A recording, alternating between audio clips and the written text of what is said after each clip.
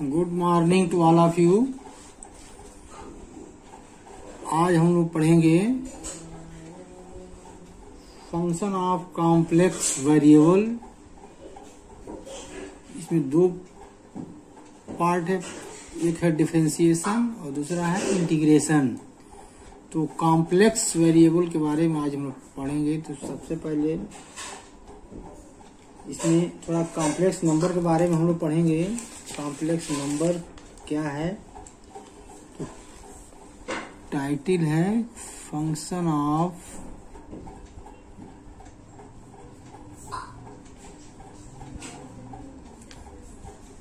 Complex variable.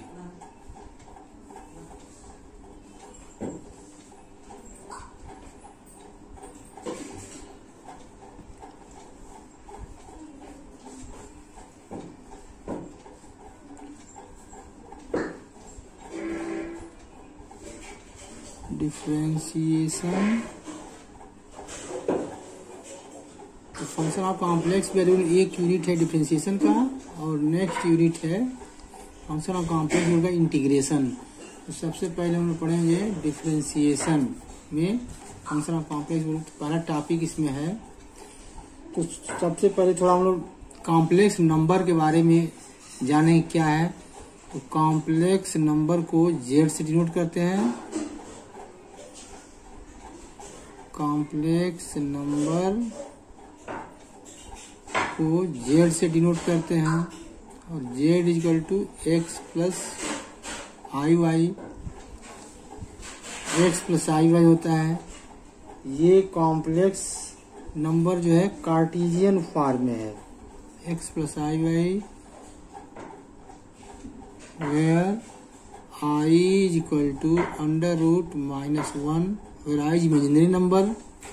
ये जो है कार्टेशियन फॉर्म में है। Cartesian form. तो पहला फॉर्म है कॉम्प्लेक्स नंबर को एक्स प्लस आई वाई के रूप में लिखते हैं और इसको कहते हैं कार्टेशियन फॉर्म। दूसरा है कॉम्प्लेक्स नंबर को पोलर फॉर्म में, यानी x is equal to r cos theta, y is equal to r sine theta. तो ये कॉम्प्लेक्स नंबर क्या हो जाएगा? z इज इक्वल टू, ये हो जाएगा z इज इक्वल टू, यानी x equal to r cos theta, तो r cos theta plus i r sine theta is equal to लिख सकते हैं आर ब्रैकेट में cos theta plus i sine theta. इसको लिख सकते हैं z इक्वल टू आर और cos theta plus i sine theta, ये होता है e to the power i theta. यानी since cos theta plus i sine theta is equal to e to the power i theta. ये जो है complex number को polar form में कहेंगे। इसको कहते हैं पोलर फॉर्म। ये है पोलर फॉर्म। तो पहला है कॉम्प्लेक्स नंबर को कार्टेशियन फॉर्म जो एक्स वाई में होगा। दूसरा है कॉम्प्लेक्स नंबर जेड आर और थीटा के रूप में होगा। तो इसको कहेंगे पोलर फॉर्म। पोलर फॉर्म में चेंज करने के लिए x equal to r cos theta, y equal to r sine theta put करेंगे। और इसी को कहते हैं एक्सपोनेंशियल फॉर्म। जैसे r cos theta plus i sine theta, ये तो पोलर फॉर्म है और ये जो है एक्सपोनेंशियल फॉर्म। ये है कॉम्प्लेक्स नंबर का representation Cartesian form, polar form. और आर इच पर आई थीटा अगर है तो इसको एक्सपोनेंशियल फॉर्म कहेंगे। अब जो दिखाना है इसको कॉम्प्लेक्स नंबर को कोऑर्डिनेट एक्सिस में दिखाना है। हमारी एक्स एक्सिस है, ये है वाई एक्सिस, ये ओरिजिन है।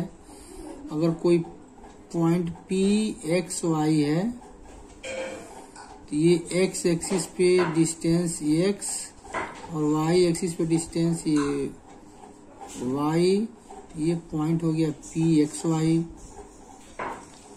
ये कार्टेशियन फॉर्म। अगर यही पोलर फॉर्म अगर दिखाना है तो पोलर फॉर्म में यही पी जो है ये आर थीटा हो जाएगा, और ये जो ये यहाँ से आर कहते हैं इसको, और ये हो जाएगा angle theta.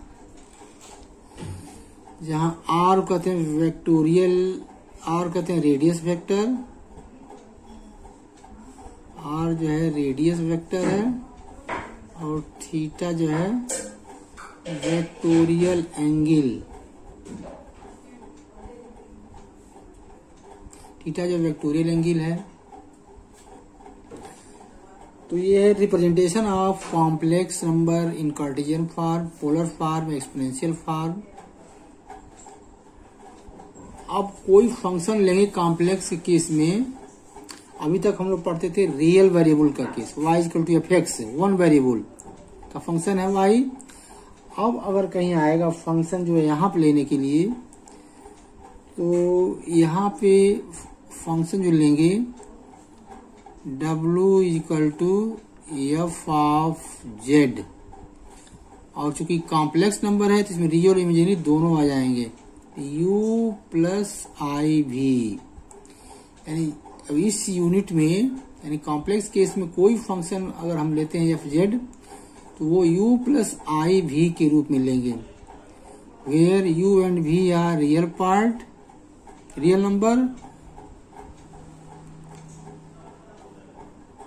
Where u and v are real number. u जो है रियल पार्ट है, रियल पार्ट, और v है इमेजिनरी पार्ट।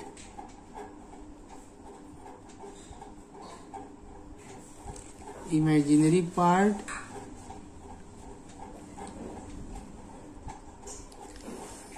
u भी एक्स वाई का फंक्शन है और v भी एक्स वाई का फंक्शन है। तो जो भी फंक्शन लेंगे अब कॉम्प्लेक्स केस में, तो f z equal to u plus i भी लेंगे, where u is real part and v is imaginary part, u and v are real numbers. ये है basic representation of complex number. अब आज एक कॉम्प्लेक्स नंबर को z से denote करते हैं, z equal to x plus I y. इसका कॉन्जुगेट हो जाएगा z बार, कॉन्जुगेट हो जाएगा z bar x minus i y, इसका कॉन्जुगेट हो जाएगा ये। अगर z है एक्स प्लस वाई वाई, इसका मॉडुलस z, ये हो जाएगा under root x square plus y square. सब जरूरत पड़ेगी, क्वेश्चन करेंगे सबकी जरूरत पड़ेगी। z क्या है, z बार मॉड z।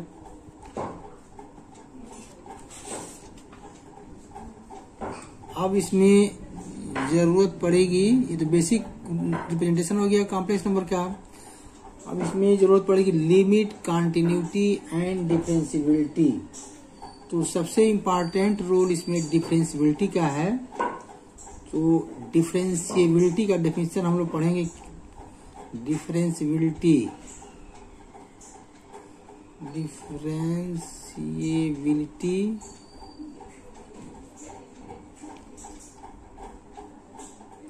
क्या होता है, ये डेफिनेशन इसका, let f z be A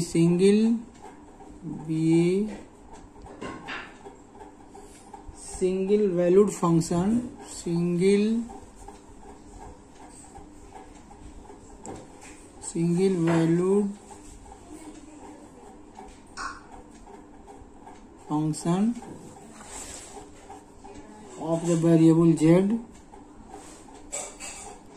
of the variable z,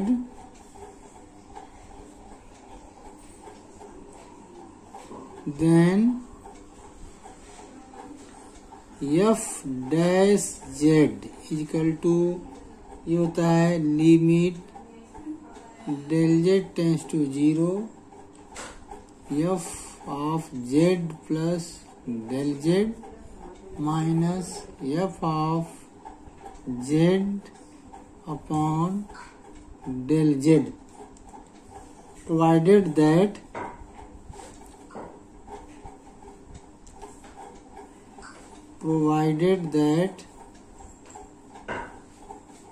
the limit exists, provided that the limit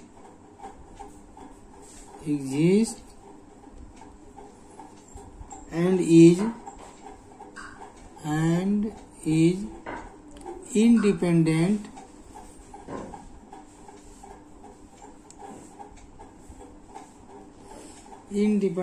of the path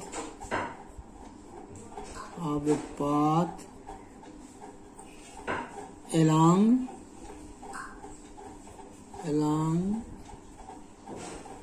which del z tends to 0। ये डेफिनेशन है डिफरेंशियबिलिटी का। तो डिफरेंशियबिलिटी का इम्पॉर्टेंट रोल है कॉम्प्लेक्स फंक्शन केस में। तो क्या definition इसका, let f z be a single valued function. Single valued function मतलब एफ जेड कोई ऐसा फंक्शन है जिसमें केवल ओनली वन वैल्यू मिले जेड का। मान लीजिए f z equal to z square, f z equal to z square है तो जेड का मान कुछ भी लेंगे 1 2 3 कुछ भी लेंगे तो एफ जेड की वैल्यू एक ही आएगी। इसको कहेंगे सिंगल वैल्यूड फंक्शन। और एफ जेड का मान एक से ज्यादा आएगा तो कहेंगे मल्टीपल वैल्यूड फंक्शन। इस मान लीजिए एफ जेड इक्वल टू आ गया अंडर रूट जेड, जेड का कोई भी नंबर लेंगे तो यह दो वैल्यू आएगा, प्लस माइनस करके आएगा, तो वो है मल्टीपल वैल्यूड फंक्शन। तो यहाँ हम लोग डेफिनेशन में आया है सिंगल वैल्यूड फंक्शन। कोई फंक्शन है, अभी एग्जाम्पल बताएं कि f z equal to z square अगर है तो जेड का मान कुछ भी लेंगे तो एफ जेड का मान एक ही आएगा। मान जेड का मान 1 लिए तो एफ जेड का मान 1 आ गया, जेड इक्वल टू 2 लिए तो एफ जेड का मान 4 हो जाएगा। तो सिंगल वैल्यूड फंक्शन हो गया है। तो let f z be single valued function of the variable z, then differentiability है तो एफ डैश जेड या d f by d z equal to limit del z tends to 0 f z plus del z minus f z upon del z. ये तो definition हो गया। और इसके साथ कंडीशन है, ये लिमिट है तो provided that the limit exist, ये जो लिमिट एग्जिस्ट करे and is independent of the path along which del z tends to 0। ये डेफिनेशन हो गया। यानी डिफरेंशियबिलिटी के लिए क्या करेंगे, जो भी फंक्शन दिया जाएगा कहा जाएगा डिफरेंशियबिलिटी चेक करिए, तो इसमें दो पाथ लेंगे हम। डिफरेंशियबिलिटी के लिए क्या करते हैं, दो पाथ लेते हैं। पाथ जैसे मान लीजिए दिया गया है ये कोऑर्डिनेट एक्सिस, ये एक्स एक्सिस है, इसको कहते हैं रियल एक्सिस, और जो वाई एक्सिस है इसको कहते हैं imaginary axis.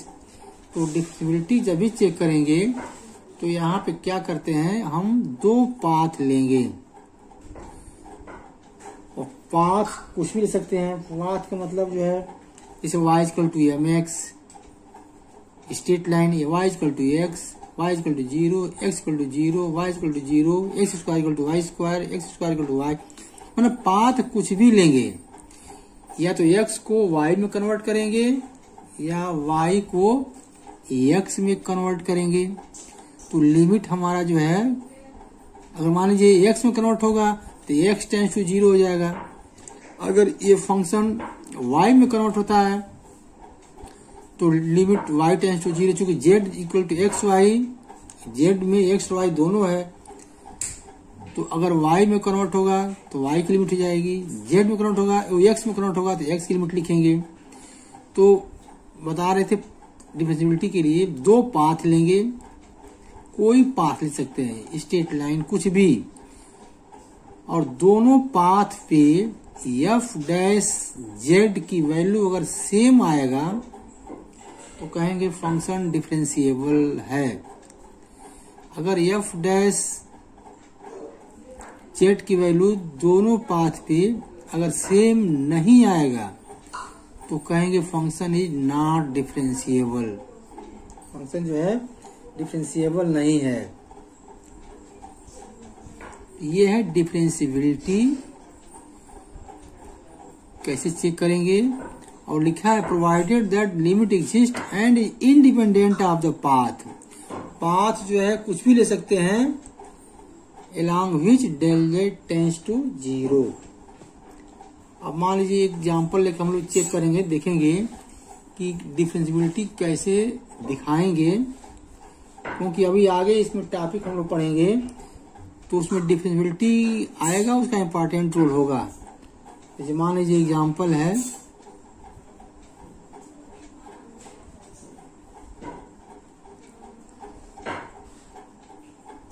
If f z equal to दिया गया है x cube y minus i x upon x power 6 plus y square. ये डिफाइन किया गया when z not equal to 0, और ये यही अब एक बार फंक्शन डिफाइन किया गया है 0 व्हेन जेड इक्वल टू 0। तो क्या पूछा जा रहा है, then discuss d f upon d z at z equal to 0। यानी ओरिजिन पे बताना है हमको। जेड इक्वल टू 0 मतलब origin, origin means x equal to 0 y equal to 0। या तो जेड इक्वल टू 0 कहिए, या एक्स इक्वल टू 0 या वाई इक्वल टू 0। ओरिजिन का कोऑर्डिनेट होता है एक्स 0 वाई 0। तो कॉम्प्लेक्स केस में जेड इक्वल टू 0 कहेंगे उसी को, या x equal to 0 y equal to 0। तो डिस्कस करना है d f by d z या एफ डैश जेड, डिफरेंशिएबिलिटी का डेफिनेशन लिखा गया एफ डैश जेड कहिए या d f by d z. ये डिस्कस बताना है क्या है, डिफरेंशिएबल है कि नहीं है।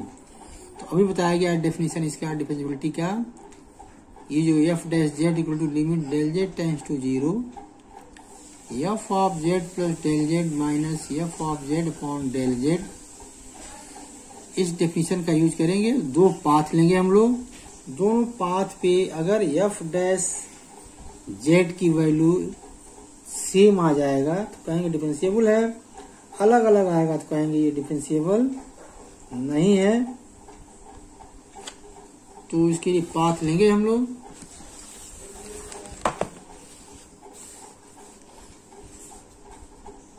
तो पहला है पाथ, इसमें पहला पाथ ले रहे हैं। देखिए पहले इसमें फर्स्ट पाथ ले रहे हैं, late z tends to 0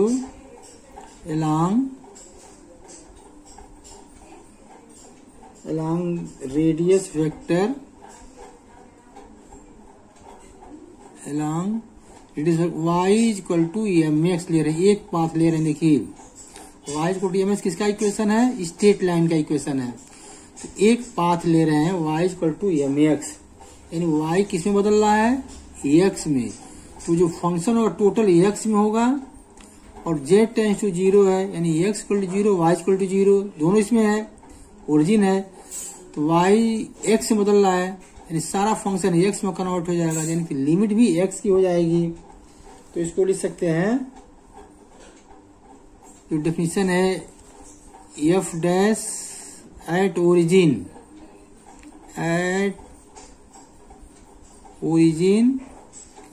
F dash z equal to at origin. Definition है limit z tends to 0, limit z tends to 0, limit z tends to 0 f of z minus f of 0 upon z. ये definition है differentiability का at origin. Z equal to 0 पे definition है और differentiability का, यानी f dash z equal to, तो origin पे है तो इसको एफ डैश 0 लिख सकते हैं। F dash 0 is equal to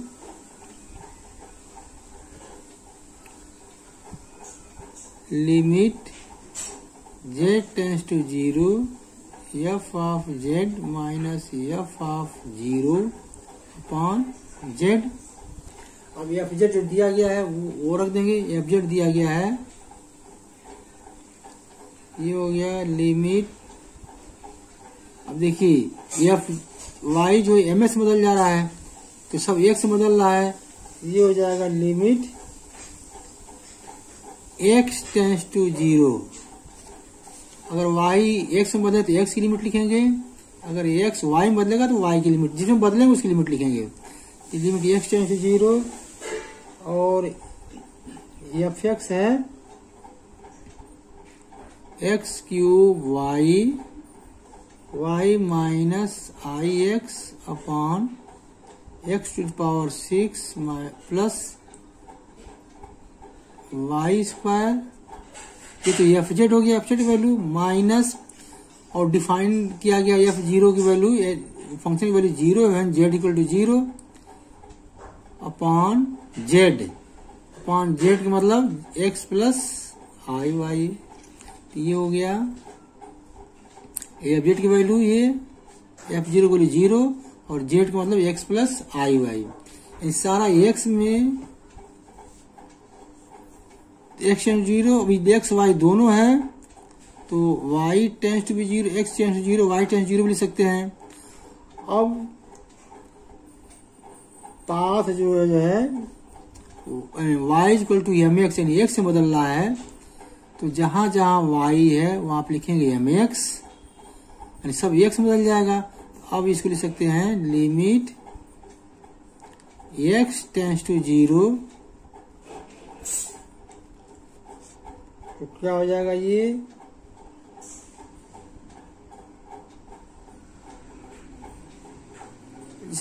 x plus I Y है, और ये है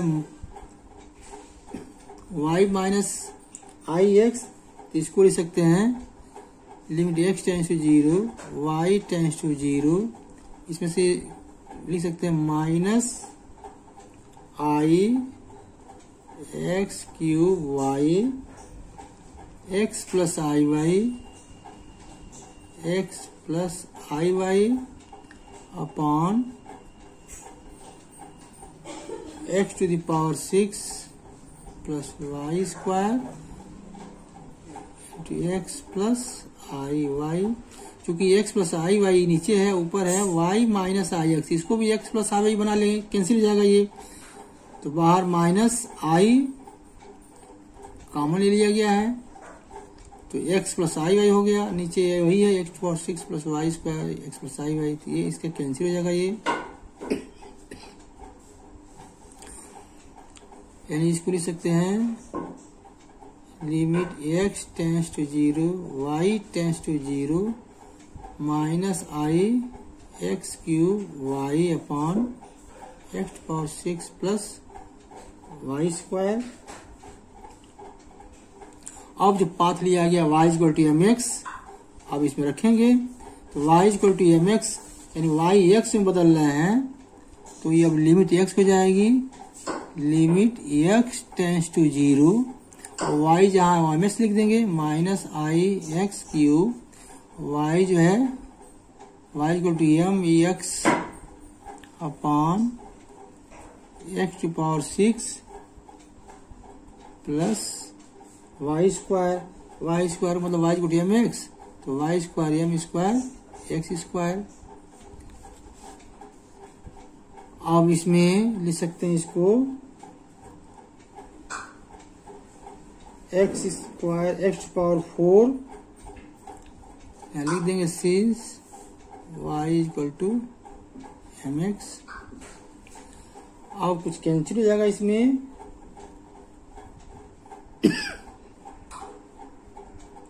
एक्स स्क्वायर मान लीजिए कट जाएगा, ये लिख सकते हैं limit x tends to 0 minus I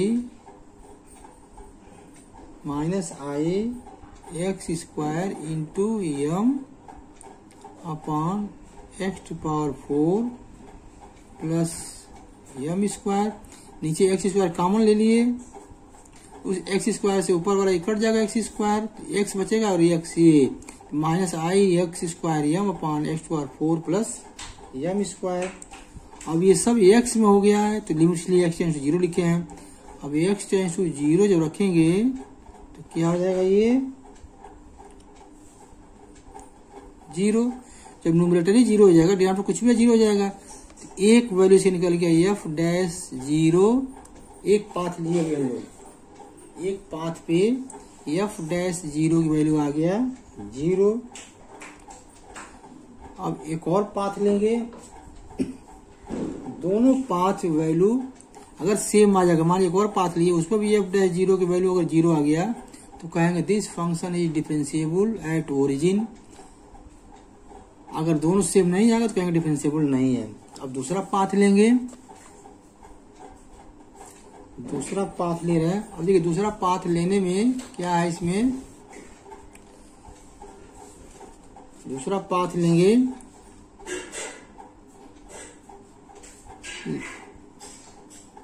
if z tends to 0 along x cube is equal to y, x cube यानी y is equal to x cube. यानी क्वेश्चन में दिया गया है, जो क्वेश्चन हम लोग का है x cube y upon x cube y bracket y minus x upon x to power 6 plus y square. तो इसमें देखिए x क्यूब ऊपर है और नीचे x टू पावर 6 है, ऊपर y है नीचे y स्क्वायर है। तो ऐसा लेना है पाथ कि या तो x y में बदले या y x में बदले। तो x क्यूब को y ले लेंगे तो सारा x में बदल जाएगा, इसीलिए दूसरा पाथ लेंगे तो x y में कन्वर्ट नहीं होगा। तो ध्यान देना, ऊपर x क्यूब है तो नीचे x 6 रहेगा, ऊपर x पावर 4 रहेगा तो नीचे x पावर 8 रहेगा, ऊपर y रहेगा y स्क्वायर है तो नीचे y 4, ऊपर y क्यूब तो नीचे y 6 रहेगा।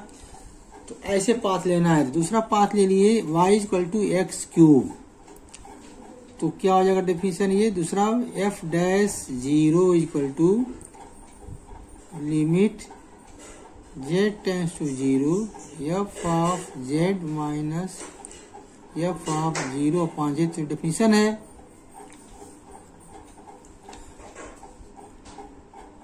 अब ये y equal to x cube लिया जा रहा है तो फिर वही लिखेंगे यहाँ पे डेफिनेशन से जो दिया गया है f z limit z tends to 0 f z यानी कि माइनस, अभी ऊपर निकाल चुके हैं तो ये हो जाएगा ये minus i m i x cube minus i x cube y upon x power 6 plus y square.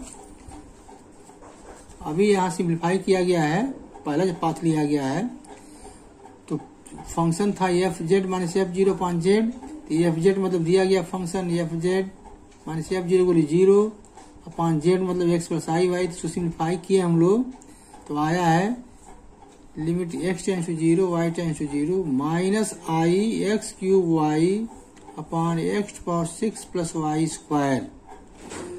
तो फंक्शन वही यहाँ भी है, बार बार नहीं लिखा जा रहा है, इसे डायरेक्ट लिख दे रहे हैं f dash 0 equal to limit z tends to 0 f z minus f 0 upon z. और इसकी वैल्यू आया है जब रखेंगे फंक्शन का तो limit z tends to 0 minus i x cube y upon x power 6 y square. तो अब यहाँ पाथ लिया गया है y equal to x cube, क्या लिया गया y equal to x cube, तो इसमें हो जाएगा ये इक्वल टू y एक्स में फिर बदल रहा है, ये तो सब इस लिमिट भी x में हो जाएगा, limit x tends to 0 minus i x cube और y equal to x cube लिया गया है, तो y equal to x cube upon x to power 6 plus y square, तो y equal to x cube, तो y square equal to x to power 6 और ऊपर भी एक्स टू पावर 6 है, तो ये हो जाएगा limit x tends to 0 minus i x to power 6 upon 2x to power 6, x to power 6 cancel हो जाएगा, ये हो जाएगा माइनस आई बाई 2, यानी कि f dash 0 equal to minus i by 2, f dash 0 की वैल्यू आ गया माइनस आई बाई 2, और एक आया हम लोग वैल्यू एफ डैश 0 की, पहला पाथ जो लिया गया है उस पर आया है वैल्यू 0, और दूसरा जो पाथ लिया है इस पर आया है एफ डैश 0 की वैल्यू माइनस आई अपॉन 2, यानी दोनों पाथ पे देखा गया है, दोनों पाथ पे जो एफ डैश 0 की वैल्यू ये अलग अलग आ रही है, यानी ये सेम नहीं है, तो सेम नहीं है इसका मतलब फंक्शन जो है डिफरेंशिएबल नहीं है। अगर वही एफ डैश 0 की वैल्यू सेम आ जाता तो कहते डिफरेंशिएबल है, तो इसको लिख सकते हैं in different path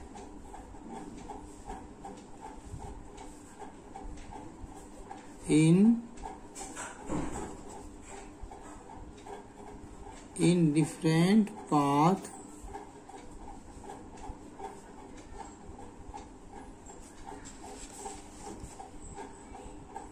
we get different value of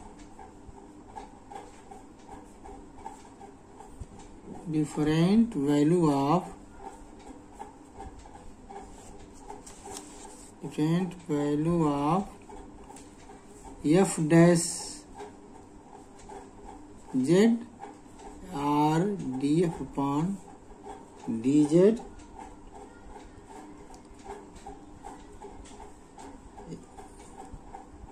that is 0 and i by minus I upon 2, दो वैल्यू आ रहा है, डिफरेंट आ रहा है। In such case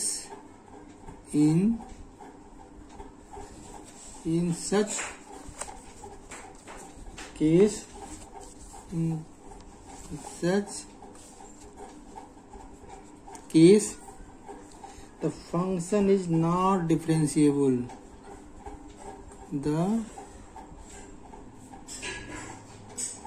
function is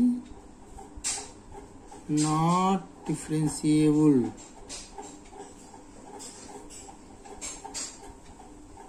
Function not differentiable at z is equal to 0, at z is equal to 0,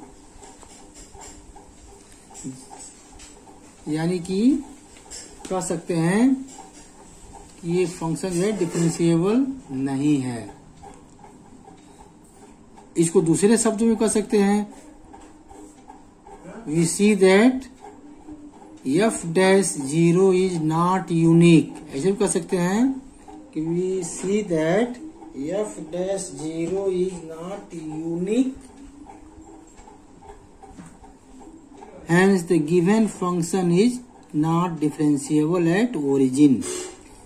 तो ये है differentiability, कैसे check करते हैं, तो सबसे मेन इसमें है डिफरेंशियबिलिटी में पाथ, तो डिफरेंट पाथ लेंगे एट ओरिजिन, हर पाथ पे एफ डैश 0 की वैल्यू निकालेंगे, अगर दोनों सेम आ जाएगा तो कहेंगे फंक्शन जो है डिफरेंशिएबल है, अगर दोनों सेम नहीं आएगा तो कहेंगे फंक्शन इज नॉट डिफरेंशिएबल।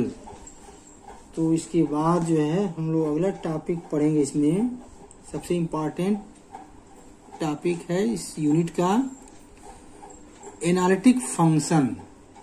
सबसे इम्पोर्टेंट टॉपिक है एनालिटिक फंक्शन।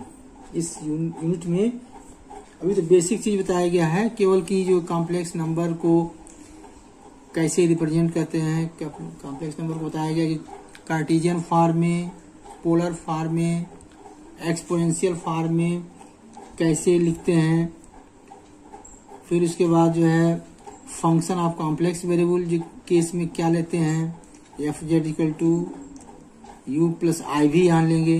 अभी तो हम लोग रियल केस में केवल y equal to f x लेते थे। उसके बाद इसमें लिमिट, कंटिन्यूटी और डिफरेंशियबिलिटी की इसमें जरूरत पड़ेगी। तो सबसे इम्पोर्टेंट रोल इसमें डिफरेंशियबिलिटी का। तो डिफरेंशियबिलिटी बताया गया क्या है, तो डेफिनेशन बताया गया उसमें। और डिफरेंशियबिलिटी के लिए सबसे मेन है कि एट ओरिजिन पे जो डेफिनेशन है डिफरेंशियबिलिटी का, एट ओरिजिन डिफरेंट पाथ लेंगे, कम से कम 2 पाथ लेंगे। दोनों पाथ पे अगर वैल्यू सेम नहीं आएगा तो कहेंगे F dash zero is not unique, hence the given function is not differentiable. तो अगला टॉपिक हम लोग का इसमें रहेगा एनालिटिक फंक्शन। तो एनालिटिक फंक्शन क्या होता है, तो इसको नेक्स्ट वीडियो में हम लोग एनालिटिक फंक्शन क्या है और उस पर आधारित क्वेश्चन जो है नेक्स्ट वीडियो में हम लोग पढ़ेंगे। Thank you.